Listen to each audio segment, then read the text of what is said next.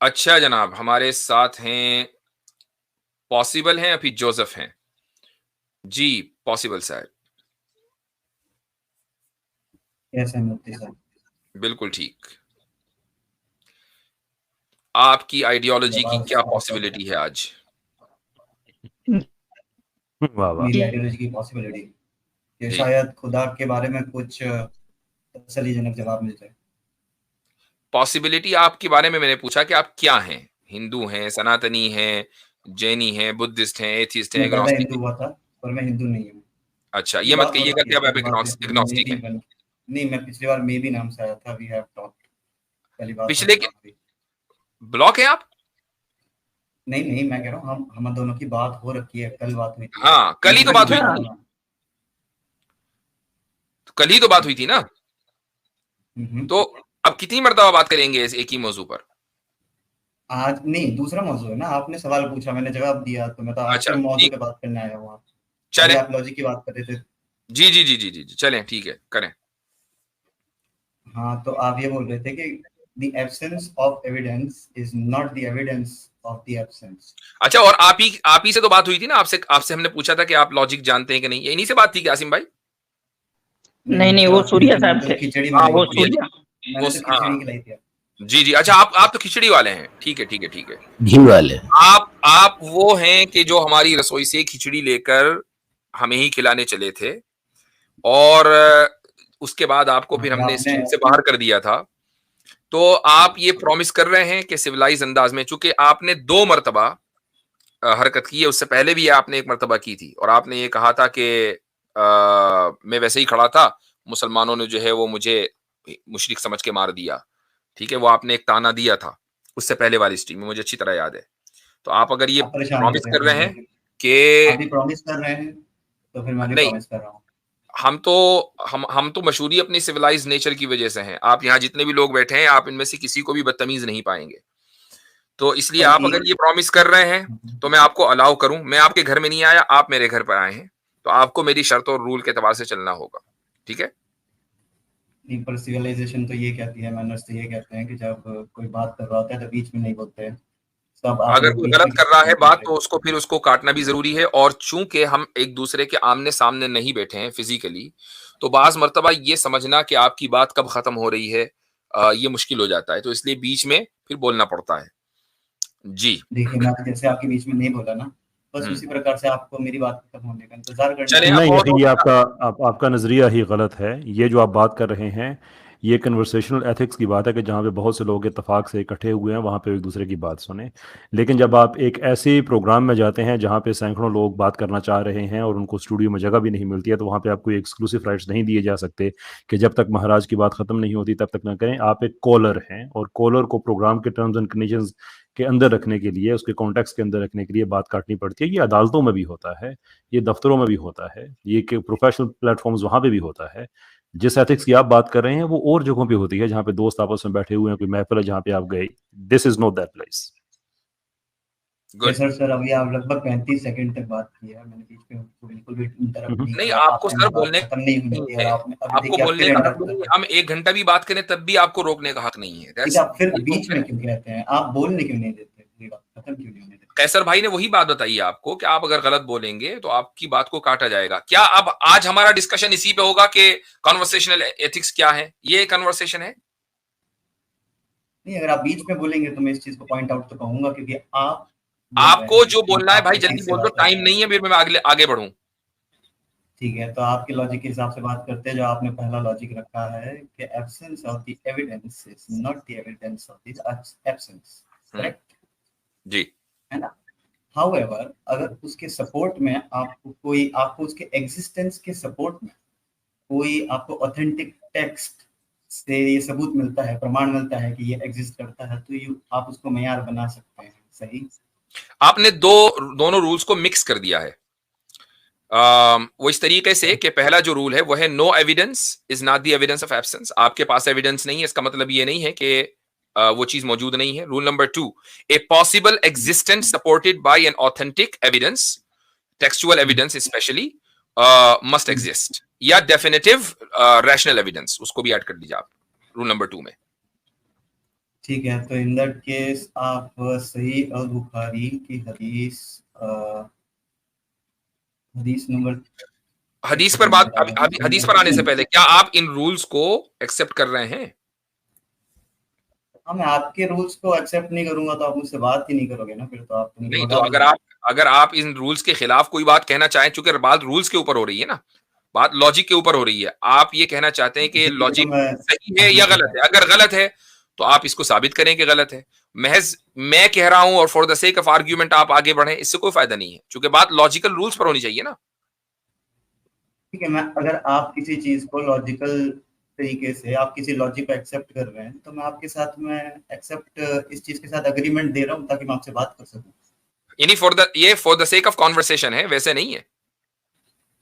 वरना आपके नजदीक ये लॉजिकल रूल्स गलत भी हो सकते हैं, राइट? पता नहीं, हाँ, तो अब इसी पर बात करते हैं पहले स्केप्टिक हूँ इस चीज कि के बारे आप में, क्या स्केप्टिक समझते हूँ इस हैं चीज के बारे में। कि अगर तो आपके अगर पास आप एविडेंस समझते हैं नहीं ना, है, नहीं, तो आप मैं क्या समझते समझता हैं, हूँ। आपके पास एविडेंस नहीं है, तो इसका मतलब ये है कि अब वो चीज एग्जिस्ट नहीं करती।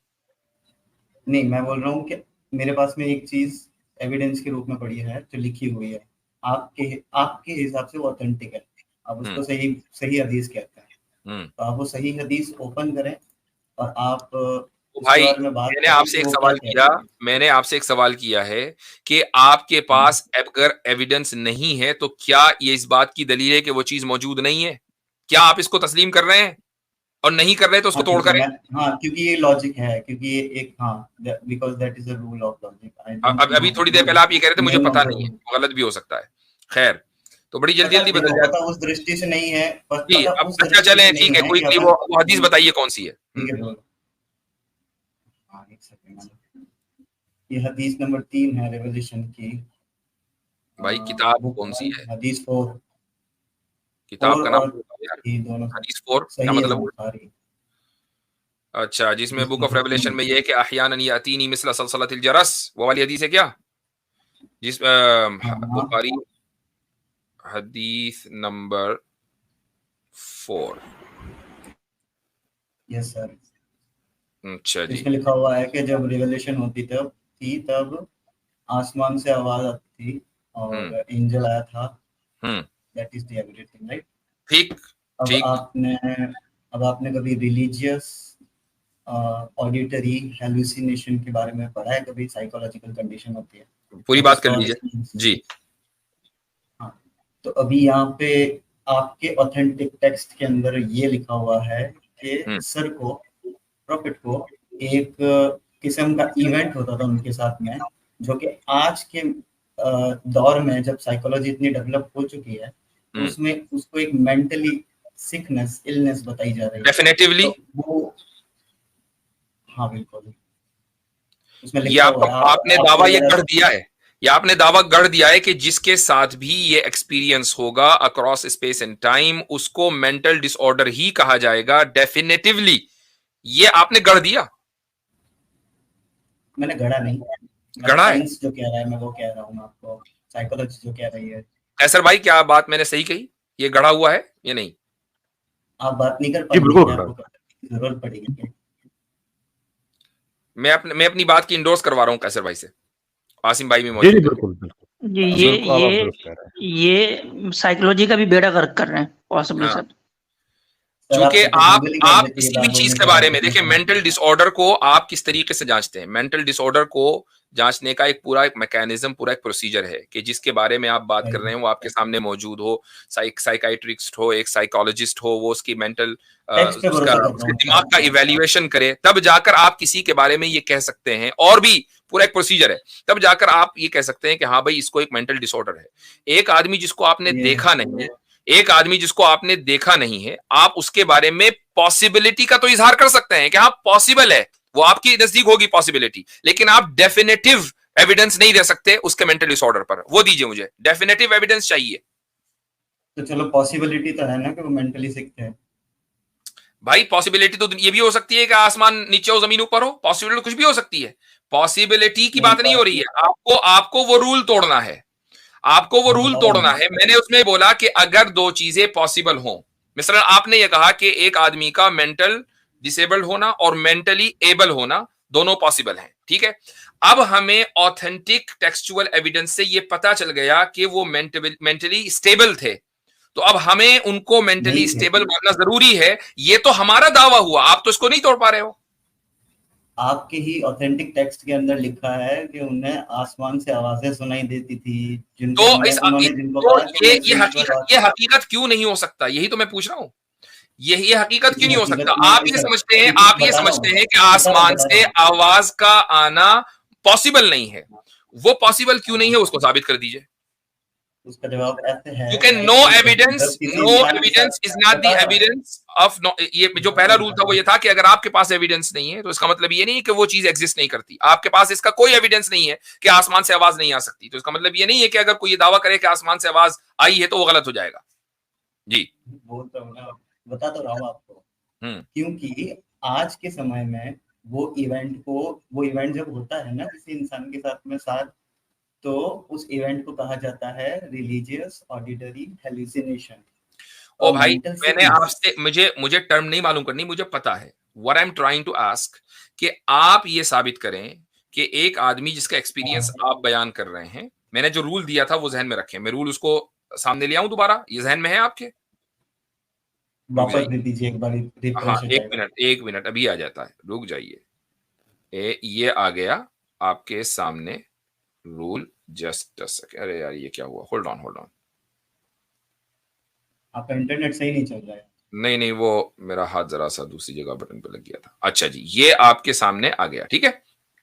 अब देखें, इसमें rule number 1, no evidence is not the evidence of absence.